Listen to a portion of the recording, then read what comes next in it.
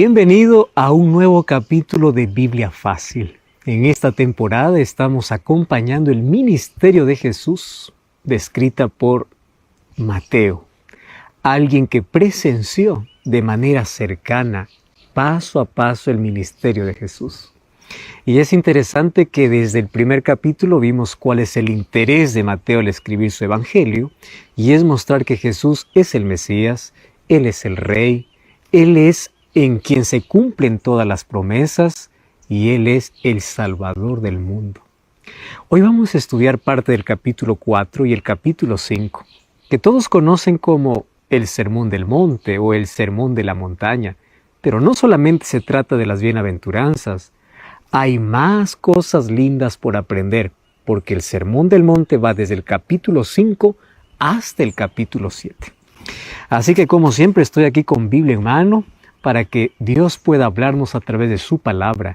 Y estamos orando para que el Espíritu Santo, como siempre, pueda impresionar nuestra mente, llamar nuestra atención para poder descubrir lindas promesas, pero sobre todo el plan que Dios tiene para nuestra vida. Ya sabes que nosotros preparamos un material muy especial. Se trata del curso bíblico Jesús, Restaurador de Vida. A través de este material, tú vas a comprender mucho mejor quién es Jesús. Y a través de los evangelios y a través de todas las escrituras vas a comprender el plan de salvación. Puedes solicitarlo a nuestro WhatsApp, que es el +5512 9810 1460, o también ingresar a nuestro sitio web, estudielabiblia.com. ¿Estás preparado? ¿Estás listo? ¿Estás con Biblia en mano? ¿Estás con disposición en el corazón para poder aprender una vez más sobre el maravilloso Jesús? Entonces, abre tu Biblia, Mateo 4 y Mateo 5, y antes de poder leer el texto bíblico, vamos a orar. Vamos a abrir nuestro corazón a Dios a través de la oración. Gracias, Señor, te damos porque en este ambiente tranquilo y natural podemos estudiar tu palabra.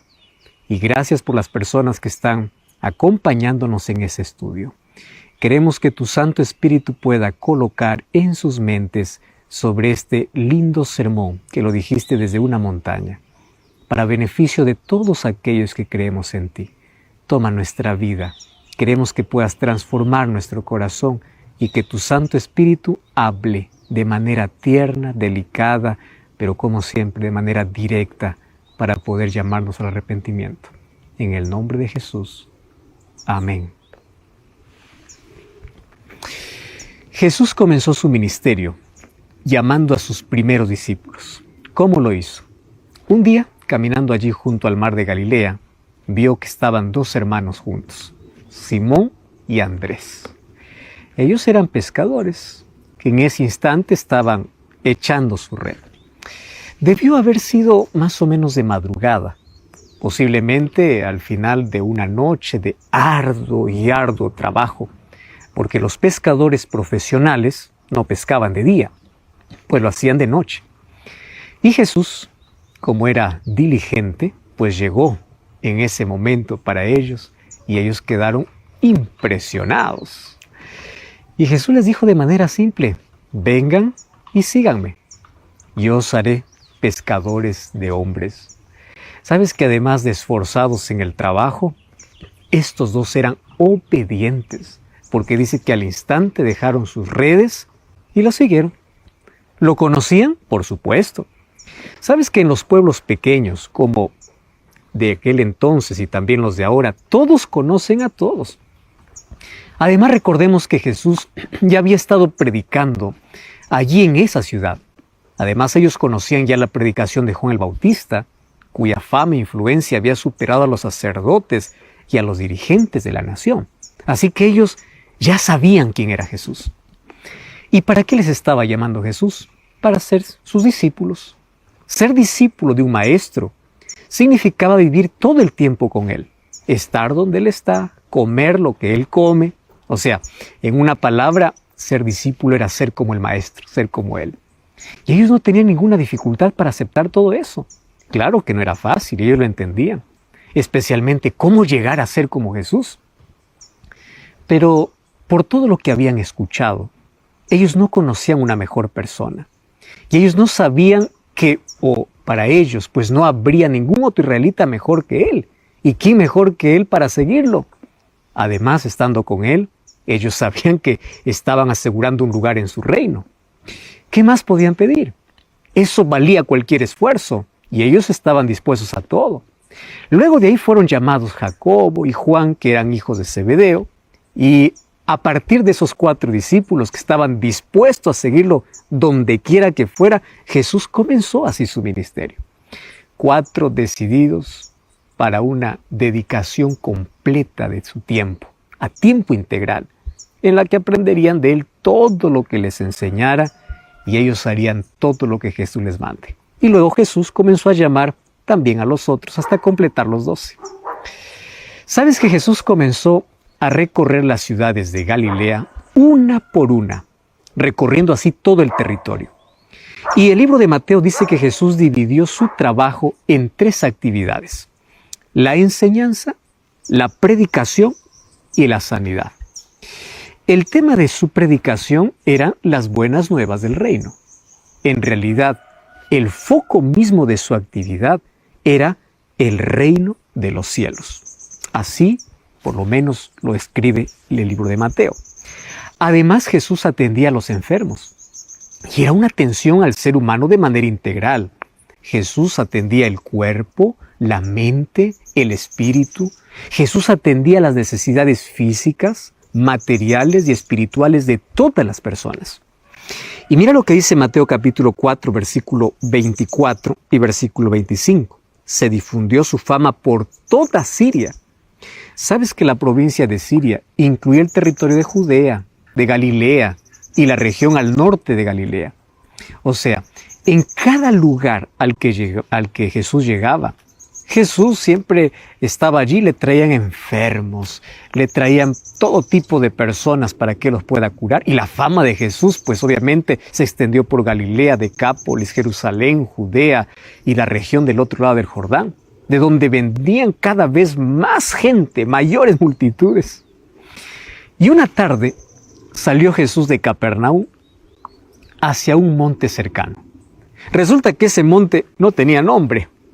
Y ahí se instalaron en un determinado lugar. Posiblemente cerca de la cumbre, Jesús pasó la noche allí. Jesús luego se separó a un lugar solitario y pasó toda la noche solo, orando a Dios. Y claro que parte de la conversación eterna que ellos tenían entre el Padre y el Hijo, pues eran en determinadas ocasiones de manera general, pero a veces era de manera específica. Y esta vez Jesús oró por sus discípulos, porque al día siguiente Él los iba a ordenar para ese ministerio. Durante toda la noche pasó orando por ellos. Antes de una gran decisión, mucha oración. Eso nos enseña Jesús. Eso será el momento clave de la vida presente y futura de los discípulos, porque después de ese día ya no habrá marcha atrás. Ellos tendrán un futuro exclusivamente dedicado a la misión que Jesús estaba a punto de encomendarles. Ahora, mientras eso sucedía, y eso sucedió al día siguiente, Mateo capítulo 5 nos dice que cuando ya amaneció una multitud había comenzado a reunirse junto al lago. Y esa multitud cada vez crecía más, porque todos querían oír de Jesús. Necesitaban oír sus enseñanzas, ver sus milagros. Y Jesús, sabiendo lo que ocurría, se dirigió hacia el lago y los discípulos estaban allí para acompañarle. Y dice que ahí Jesús comenzó a enseñar. Pero la multitud crecía y crecía más. Y bueno, el lugar allí se hizo estrecho. Y Jesús comenzó una marcha hacia la montaña, donde había pasado probablemente toda la noche orando. Y en esa montaña pues había espacio para todos los que estaban allí presentes, para todos los que llegarían después inclusive. Y se detuvo allí en un lugar alto, como normalmente los escribas lo hacían, como normalmente enseñaban los líderes de ese tiempo. Y Jesús lo que hizo es, se sentó. Los discípulos estaban allí junto a él y toda la multitud que lo acompañaba pues hicieron lo mismo. Jesús estaba sentado y la multitud también se acomodó. Y así comenzó uno de los 5 grandes discursos que Mateo registra aquí en su Evangelio. Y sabes que este es conocido como el Sermón del Monte. Y claro, como el monte no tenía nombre, luego llegó a ser conocido como el Monte de las Bienaventuranzas. porque allí Jesús dijo bienaventurados y una serie de cosas. Y allí Jesús explicó el carácter de los ciudadanos del reino de los cielos. Sabes que la multitud presentía que algo muy importante estaba por ocurrir. Alguna declaración de Jesús iba a cambiar el transcurso de sus vidas, y así fue. Algunos pensaban quizás hoy iba a anunciar el comienzo de su reino y su plan de conquista, porque todos ellos querían ser libres del Imperio Romano. Ellos lo imaginaban a Jesús como un rey terrenal, como un conquistador que los dejaría libres del dominio romano, como un gobernante que transformaría a Israel en un reino mundial. Eso era lo que había en la mente de ellos. Pero el anuncio de Jesús fue totalmente diferente, porque no habló de territorios del reino, habló del carácter de aquellos que eran ciudadanos del reino de los cielos, o sea, de aquellos que iban a creer verdaderamente en las enseñanzas de Jesús. Y aquí en Mateo 5 Jesús enseña cómo son los ciudadanos del reino de los cielos de manera interna, o sea, cuál es su carácter. Y acompáñame, a partir del versículo 13 en adelante, dice allí, bienaventurados los pobres en espíritu, bienaventurados los que lloran, los mansos, los que tienen hambre y sed de justicia, los misericordiosos, los que tienen corazón limpio, los que son pacificadores, los que van a sufrir persecución y aquellos incluso que van a soportar insultos y calumnias por causa de su fe. O sea, todo eso engloba el sermón de las bienaventuranzas, el sermón de la montaña, pero allí no termina, va hasta el capítulo 7. Los oyentes de Jesús seguramente habrán pensado que los seres humanos con este carácter pues jamás iban a conquistar el imperio romano, que era un imperio cruel, un imperio tirano, un imperio sanguinario, que era perseguidor, duro, intolerante. Claro, no era lo que ellos esperaban, pero la voz de Jesús llegaba a sus corazones con un tono tan convincente, con tanto amor y autoridad, que esas palabras despertaban en todos sus oyentes aquellas emociones dormidas que casi no existían. Y la ternura de Jesús era tan penetrante que parecía aceptarlos de un modo ajeno a su experiencia que ellos estaban viviendo. Jesús estaba despertando ese interés. Nadie los comprendía, nadie los ayudaba, nadie los quería. Ellos se sentían discriminados porque sus dirigentes no trabajaban para el beneficio de ellos. Ellos usaban solamente el trabajo de ellos para favorecerse a sí mismos. Por eso es que disfrutaban las palabras de Jesús. Ahí había tanta gente herida, tanta gente que tenía heridas en su corazón. Y Mateo 5:3 comienza diciendo, bienaventurados los pobres en espíritu, porque de ellos es el reino de los cielos. Pobres en espíritu. ¿Quiénes son ellos? La multitud quizás entendió que se trata de pobreza material. Pero aquí Jesús no está hablando de eso. La gente está reconociendo que los fariseos son autosuficientes. Todos ellos eran soberbios, orgullosos, seguros de sí mismos porque se creían cumplidores de todas las formalidades religiosas, allí que constituía el valor de su religión. Sin embargo, no sentían necesidad espiritual alguna. Ellos pensaron, de eso se trata. Porque esos fariseos estaban vacíos. Por eso es que allí recién comprendieron lo que Jesús les estaba diciendo. Felices los que son pobres en espíritu.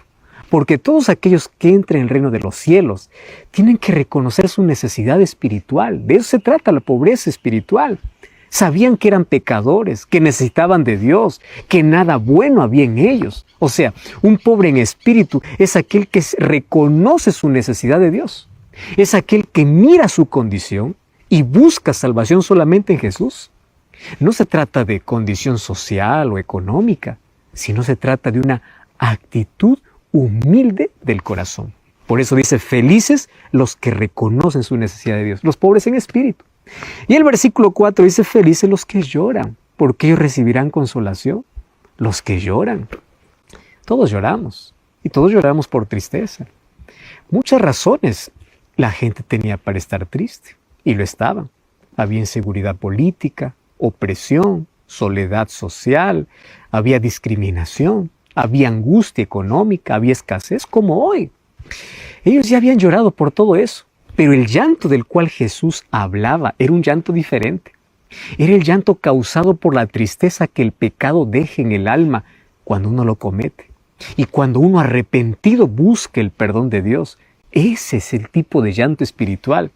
Un llanto que abre un nuevo camino desde la esclavitud espiritual hacia la plena libertad del Espíritu en Cristo Jesús. Entonces, los hijos del dolor estaban avanzando hacia la victoria por medio de la fe. Estos ciudadanos del reino de los cielos, que eran hombres y mujeres de fe, una vez que superan la tristeza causada por sus propios pecados, también comienzan a sentir tristeza por los pecados de la humanidad. Entonces ellos buscan consuelo, no solamente para ellos, sino para todos. ¿En quién? En Cristo. Y así nace su abnegada participación en la misión de Cristo y en la búsqueda de pecadores para el reino de los cielos. O sea, cuando Jesús dice, bienaventurados los que lloran, estas lágrimas son lágrimas de arrepentimiento, lágrimas de dolor por causa de sus pecados. Y ellos encuentran consuelo al recibir el perdón de Dios, porque son libres de toda culpa y llegan a ser felices. Pero no importa si tus lágrimas son de otro tipo, también puedes encontrar consuelo en Dios. ¿Sabes que a partir del verdadero arrepentimiento, Jesús comienza a presentar una visión del progreso o de progreso allí en la experiencia espiritual de todos aquellos que son llamados hijos de Dios? Porque luego, al caminar con Cristo, ¿qué cosas llegan a ser? Mansos, limpios de corazón, pacíficos, incluso pueden padecer por causa de Cristo, pero nada les puede quitar la paz y la felicidad que hay en su corazón. ¿Sabes por qué? Porque cuando Cristo mora en el corazón, el ser humano comienza a asemejarse a Cristo. Por ejemplo, ¿quiénes son los mansos? Los mansos son los que se vencen a sí mismos. Ellos nunca actúan motivados por el propio yo. Ellos viven centrados siempre en el bien de los demás. Ahora, lo mismo sucede con los misericordiosos, porque ellos tienen una amabilidad espontánea. Y eso es su manera de vivir. Viven sirviendo a los demás. Ellos no están discriminando a nadie. Ellos siempre son aquellos que están viendo a los demás como seres humanos que lo necesitan. Y con gozo, y lo están ayudando siempre. Ellos son personas simpáticas, bondadosas, de buen trato. Son personas compasivas, son misericordiosos. Y luego Jesús dice, felices los que tienen hambre y sed de justicia. O sea, aquellos que buscan la santidad. Y esa santidad lo encuentran en Dios. Y por eso es que se asemejan al carácter de Dios. Y por eso es que viven conforme a la voluntad de Dios en todo. Entonces no es extraño que los que sean limpios de corazón o fieles a Dios, pues tengan aquellos pensamientos y aquellas motivaciones puras.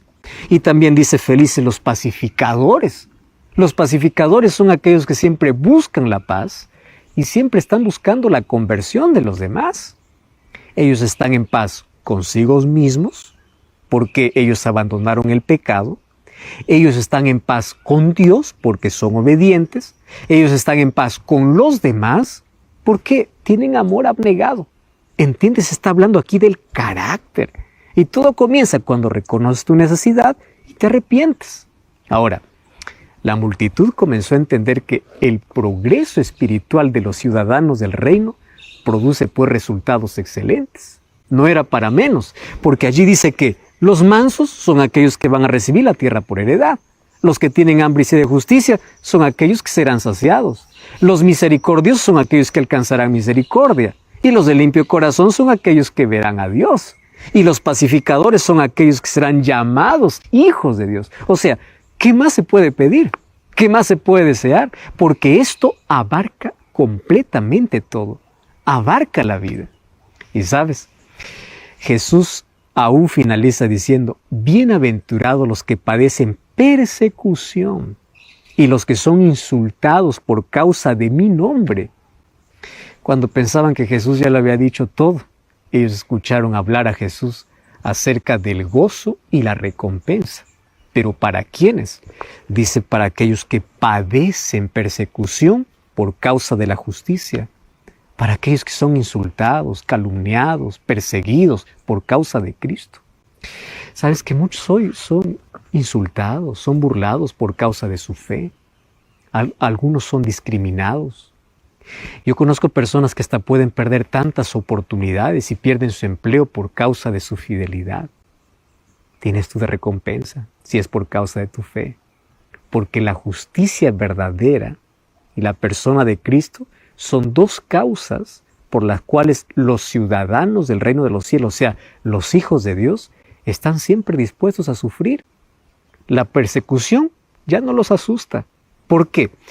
Porque pues los perseguidores querrán incluso quitarle la vida, pero no podrán quitarle la vida eterna, la esperanza, jamás. Ellos están seguros en Cristo Jesús. La calumnia no los asusta, porque los calumniadores obviamente pueden oscurecer o ennegrecer su nombre, pero jamás podrán manchar su carácter. ¿Entiendes? O sea, existen seres malvados hoy que pueden falsear, que pueden desfigurar el prestigio de una persona que tiene fe en Cristo. Pero esa persona está bajo la protección de Dios. Y con esa protección está asegurada su alegría aquí en la tierra y una grande recompensa en el reino de los cielos.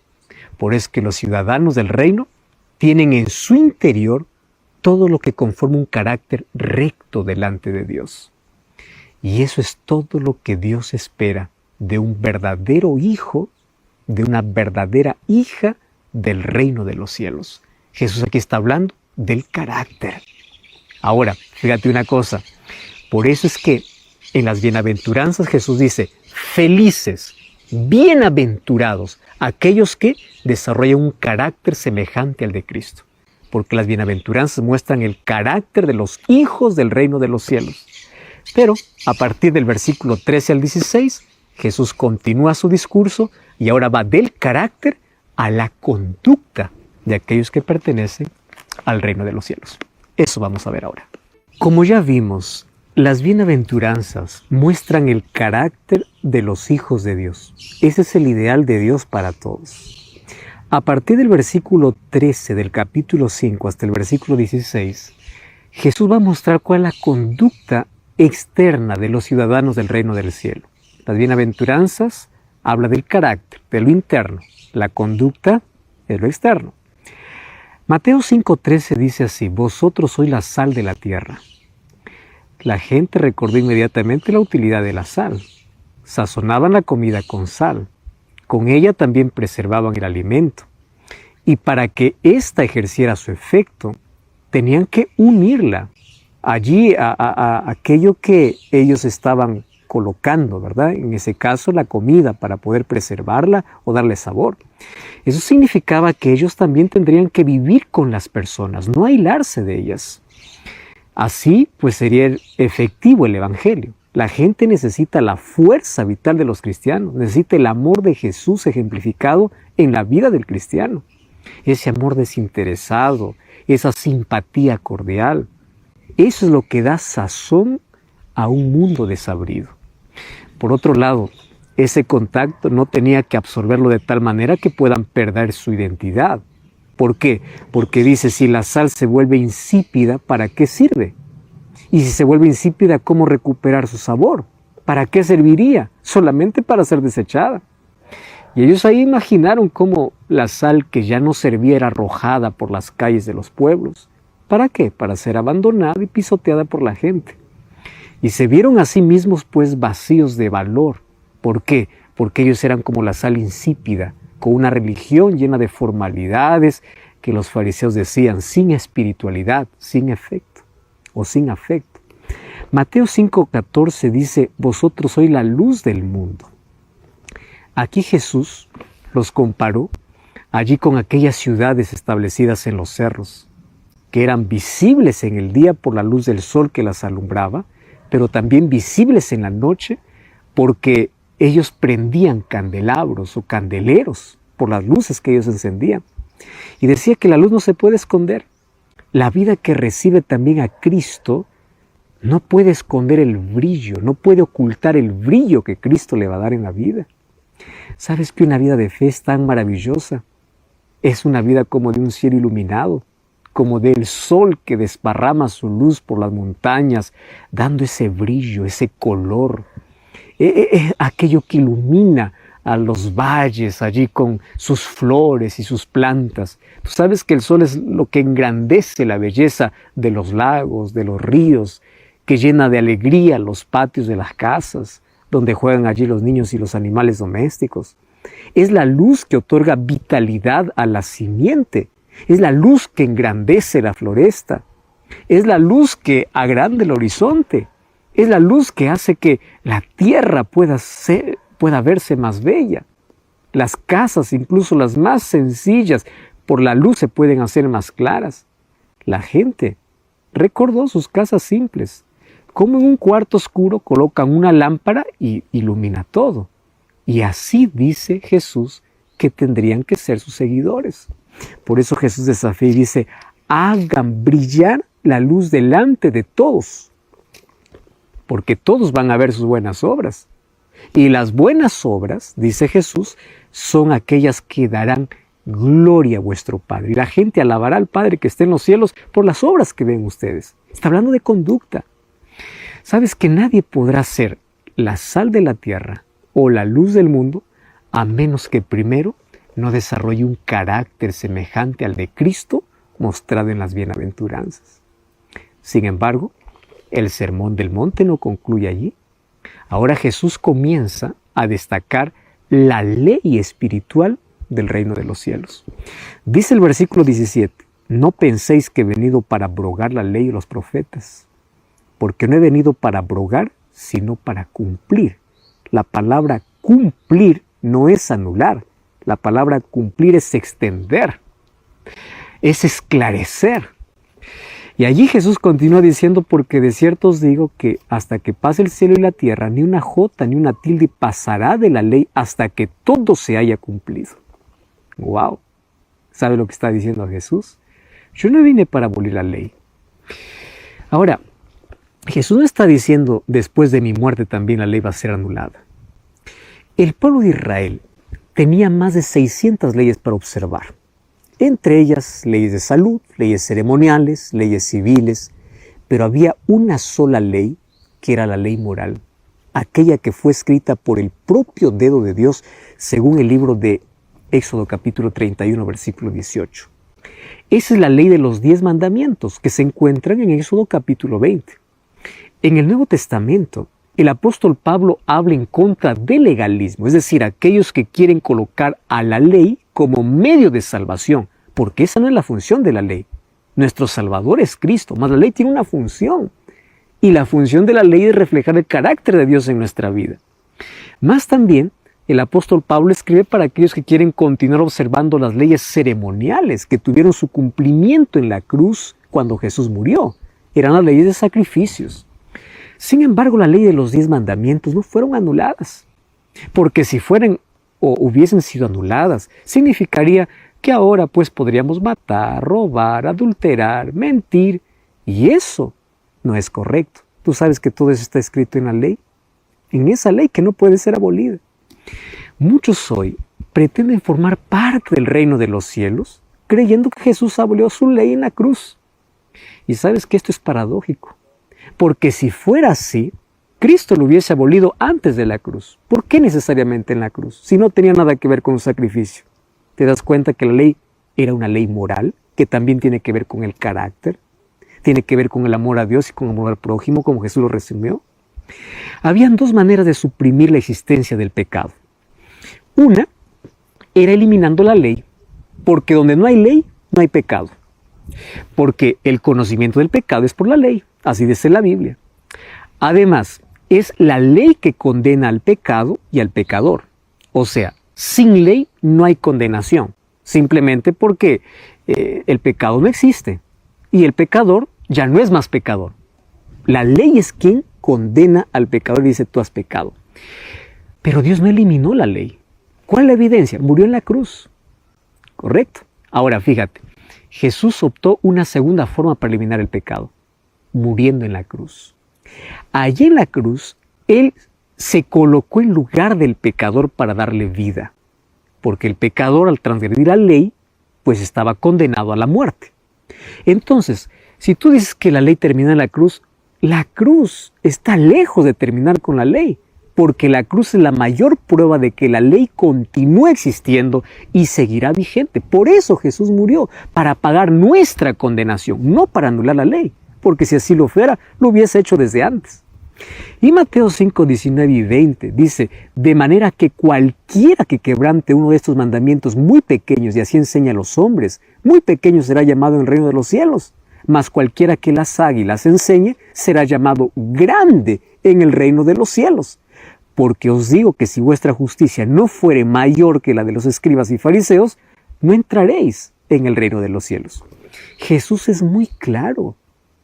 Jesús está diciendo aquí, el que infringe uno de los mandamientos de la ley será llamado el más pequeño dentro del reino de los cielos. Y aquí tampoco dice, o aquí también entra aquel que induce a la transgresión de la ley, aquel que enseña que la ley ya no existe. Cualquier persona que haga una de las dos cosas, o sea, transgredir la ley o enseñar que la ley ya no existe, está fuera del reino. Eso está diciendo Jesús. Ahora, ¿cómo se entiende esto? No es que la entrada al reino de los cielos, ¿acaso no es por la misericordia y el amor de Jesús? ¿Acaso no entramos al cielo por fe y gracia? Claro que eso es así. No hay otra forma. Pero ¿por qué aquí Jesús dice eso? Por una razón.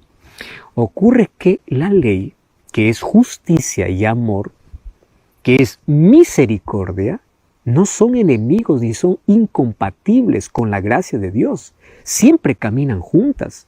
¿Por qué razón? Porque Dios también es amor y justicia. ¿Entiendes? Por eso es que la ley es el reflejo de su carácter. De Dios procede la ley y de Dios procede el amor. No hay antagonismo entre ellos. Al contrario, uno es la descripción del otro. La ley es una ley de amor y el amor es la base de la ley. Y en eso se resume la ley de los profetas, dice Jesús.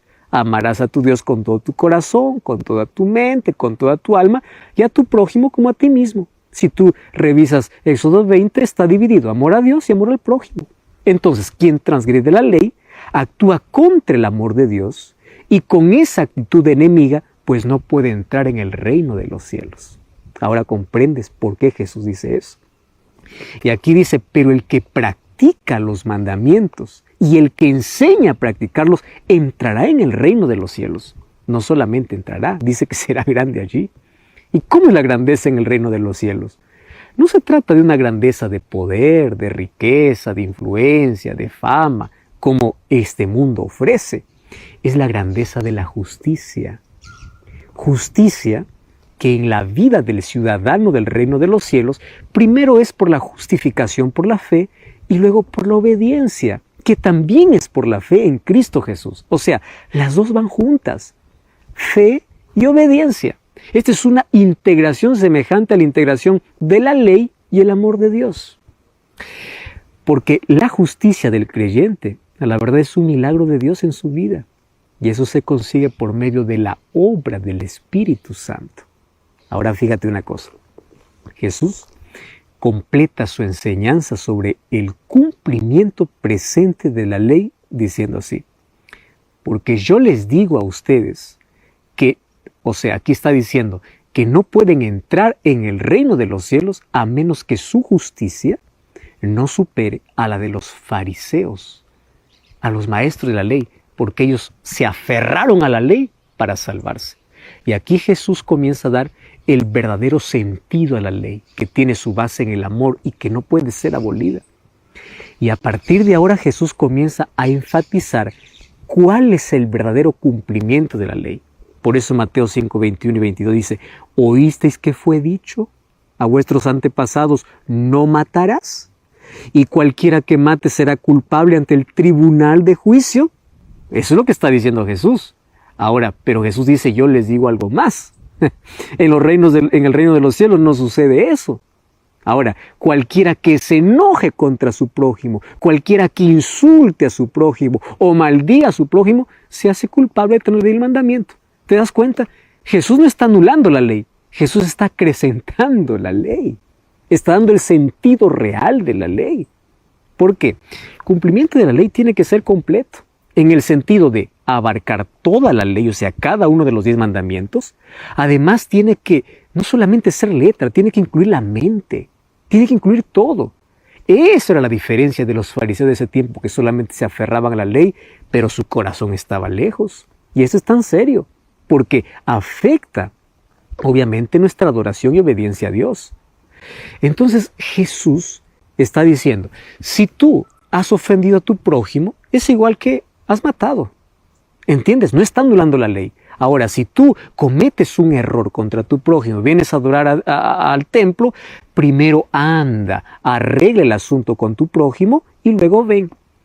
Recuerda que Dios rechaza al pecador consciente, aquel que no pide perdón, que se vuelve un rebelde, porque el pecado es rebelión contra Dios. En cambio, Dios acepta el arrepentimiento y recibe al pecador arrepentido.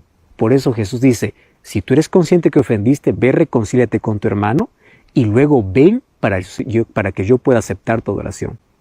Aquí no matarás no solamente es no quitar la vida, también es insultar, también es manchar la imagen de alguien. Jesús vino a ampliar la ley. Jesús dice, no tengas ningún adversario.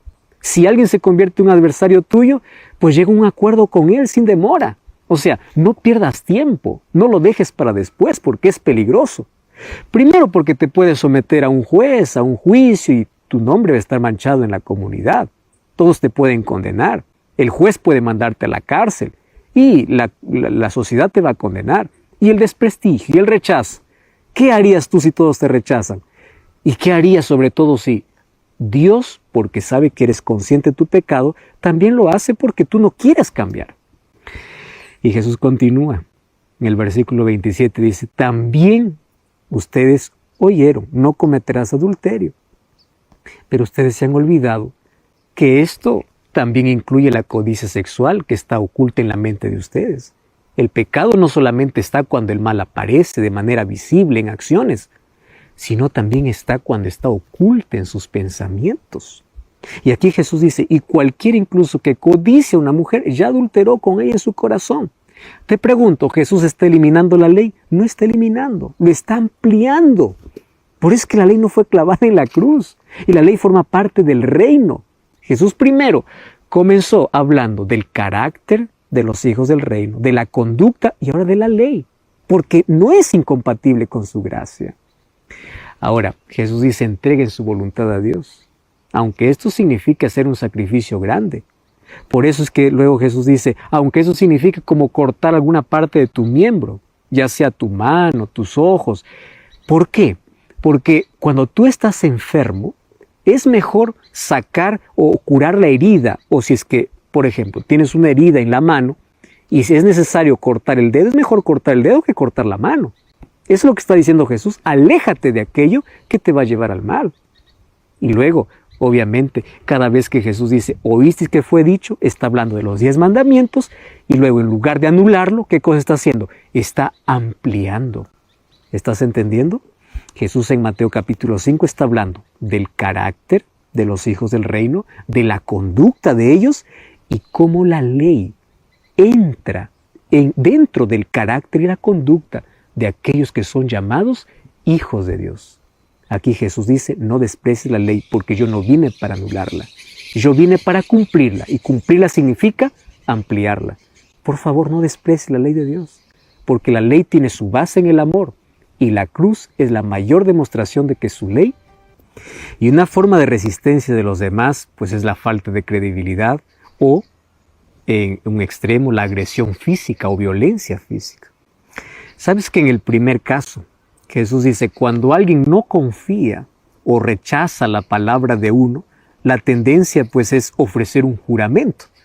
Y Jesús dice, ustedes no necesitan jurar, ni por Dios, ni por el cielo, ni por la tierra, ni por la sociedad, ni por lo que consideres más sagrado. Que la gente les conozca por su palabra. Sí, sí, no, no. Suficiente. Ahora, ante la agresión física, Jesús dice, ustedes no reaccionen de la manera antigua. Los antiguos decían, ojo por ojo, diente por diente. Ahora, esta ley no debe entrar dentro de los ciudadanos del reino de los cielos. O sea, no devuelvan con mal a aquellos que les hacen mal. Ustedes tienen que estar siempre dispuestos a hacer el bien. Jesús está diciendo, no sean violentos con los violentos. No sean como ellos. ustedes tienen que ser controlados, inclusive amables con ellos. Al que te pide, dale. Al que te quiera tomar de ti prestado, pues no lo despaches vacío. Trata de manera diferente a aquel que viene a tratarte mal. Y luego Jesús dice, ustedes han oído de sus maestros que deben amar a sus prójimos y odiar a sus enemigos. Bueno, lo que ustedes han escuchado es lo más natural para cualquier ser humano, porque todo el mundo ama a sus amigos y odia a sus enemigos. Eso es natural, cualquier persona lo puede hacer. Eso es lo más fácil. No necesita esfuerzo, no necesita autocontrol, pero ustedes que son hijos del reino, de vuestro Padre que está en los cielos, ustedes tienen que ser diferentes, porque vuestro Padre, dice, es el que hace el bien a buenos y malos. Por eso es que ustedes tienen que amar a vuestros enemigos, inclusive orar, Jesús dice, por aquellos que les hacen daño. Porque si ustedes amaran únicamente a los que aman, pues estarían haciendo lo que también hacen los peores miembros de la sociedad a la cual ustedes pertenecen. Y ustedes no pueden ser como ellos. ¿Cuál sería la diferencia que habría entre ellos y ustedes? Y esa diferencia que tiene que existir, tiene que ser grande. Tal es la diferencia. Así como existe el reino del Dios y el reino de las tinieblas, una diferencia enorme. Y ahí Jesús dice una cosa interesante, versículo 48 del capítulo 5, dice, sed pues vosotros perfectos, como vuestro Padre que está en los cielos es perfecto. Sabes que Mateo no registró la reacción de los oyentes, pero es fácil imaginar a alguien pensando, ¿cómo? Esto es imposible. ¿Cómo es que yo puedo tener la perfección de Dios? Bueno, si Jesús lo dice, es porque es posible. El problema es que nosotros tenemos una idea de perfección totalmente diferente a lo que Jesús está diciendo. Para entenderlo, vamos al apóstol Pablo. Pablo cuenta su propia experiencia con la perfección y su experiencia puede repetirse en mi vida y en la tuya. Cuando él escribe a los Filipenses, allí es un texto en el Nuevo Testamento, él explica de qué se trata la perfección. Y Filipenses capítulo 3, versículo 7 y versículo 8, él dice, pues no se preocupen por mis prisiones. Lo que para mí era ganancia, él dice, ahora lo estimo como pérdida delante del conocimiento de Cristo. Lo que realmente ya no me importa, dice, lo que me importa es estar unido a Cristo. Ya no importa lo que perdí. Yo quiero participar en el sufrimiento que él tuvo en la cruz para poder llegar a ser semejante a él en su muerte. Porque si soy semejante en su muerte, pues yo también voy a ser semejante en la vida, o sea, en la resurrección. Por eso que él decía, ya no vivo yo, es Cristo que vive en mí. Pero a partir del versículo 13, mira lo que dice. No quiero decir que ya lo alcancé o que ya sea perfecto. Sin embargo, una cosa hago. Olvido lo que queda atrás y me esfuerzo por alcanzar lo que está adelante. Y yo prosigo por ese camino para alcanzar el premio. ¿Qué está diciendo Pablo? La perfección es un camino y ese camino es Cristo. Pablo dice que él no es perfecto y al mismo tiempo dice que sí es perfecto porque está en el camino de perfección. ¿Hay una contradicción en esto? No, porque la perfección es un camino. Es en Cristo que nosotros vamos alcanzando aquellos objetivos de perfección y dejando atrás aquello que queda en el pasado. Pero siempre estamos buscando nuevos objetivos hasta que lleguemos a la meta final, que obviamente también va a incluir la perfección del cuerpo físico, que ocurrirá en la glorificación cuando Cristo regrese. Entonces, perfectos son aquellos que no se desvían del camino, son aquellos que prosiguen, son aquellos que perseveran.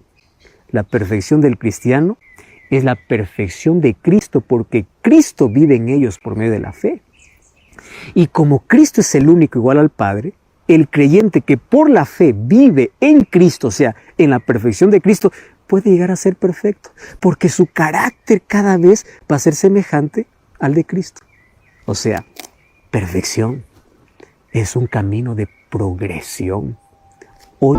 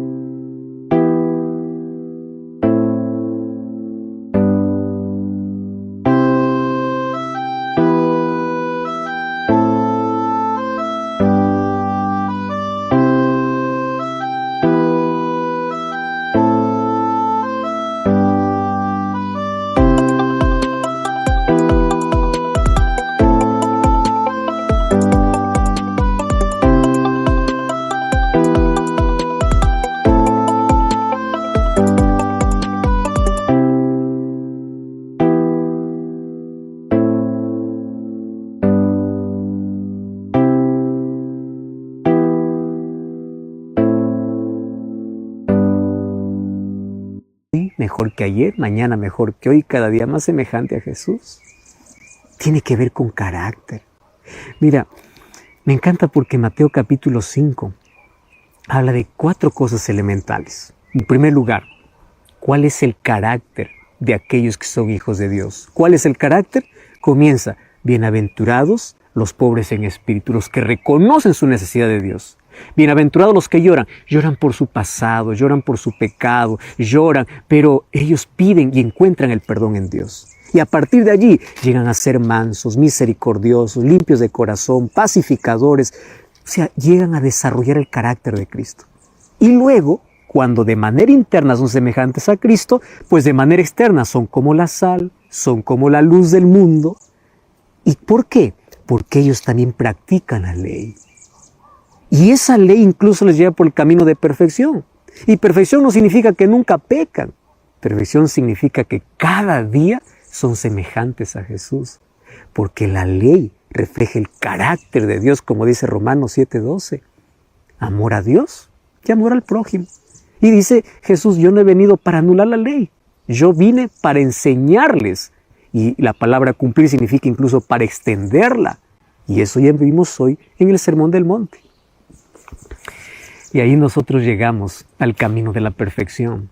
Y el camino de la perfección está inclusive en el libro de Proverbios capítulo 4, versículo 18. Dice que el camino de los justos es como la luz de la aurora, que va en aumento hasta que el día sea perfecto. Escúchame aquí. Acepta la palabra de Dios. Acepta ser fiel. Acepta ser obediente. Acepta la ley de Dios en tu corazón. Que el Espíritu